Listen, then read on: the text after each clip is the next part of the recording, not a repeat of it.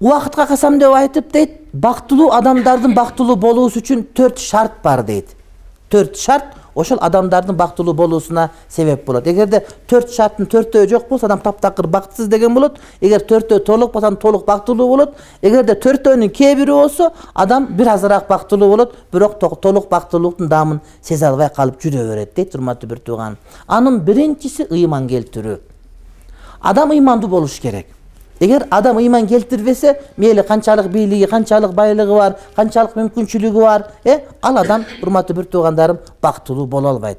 Адамдын көкүрөгүнө ыйман кирген учурда бактылуулуктун биринчи шарты мына ушул. Андан башка бардык нерсени алып келген болсоң дагы адам бактылуу боло албайт.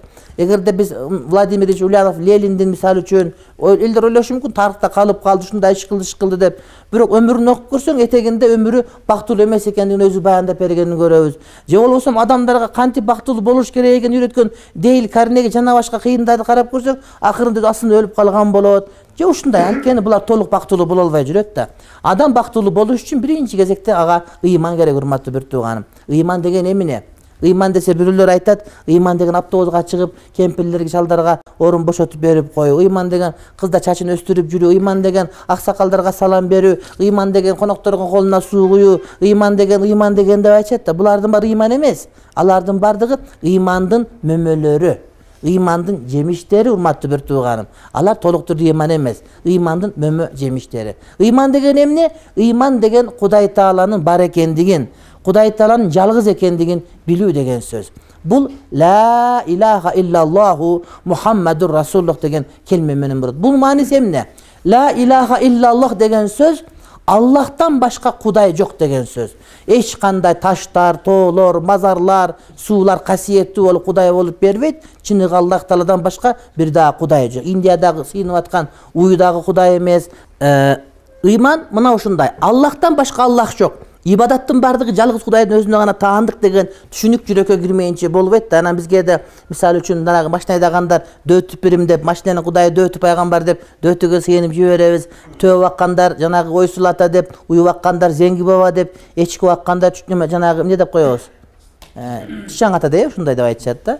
Кой баккандар Чолпон ата деп, төө баккандар Ойсул ата деп. Айтыр ушинтип айтабыз жигит бири Шаймерден деп, жигиттер Шаймерден атага сыйынып отуруп, кээде биз Кудай калып эле, анан бир улуг олия заттарга, кээде умайенеге сыйынып отуруп, ширк келтирип коебуз да жок. Берген дагы Кудай, алган дагы Кудай. Пайда берген дагы Кудай, керек болсо зыян берген дагы Кудай. Бардыгы Кудайга таандык деген сөздү жүрөккө киргизишибиз керек. Бардыгы Кудайдан гана болот деген жүрөккө киргизиш керек. Ошон үчүн бардык тобокел, бардык таянуубуз, бардык жардам сурай турганыбыздын бардыгы бул жалгыз Кудайдын өзү деген этикат, ынаным, ишеним бизде болуш керек, Берген дагы Кудай, алганда. Ошон үчүн дайыма Кудайдан гана сурашыбыз керек.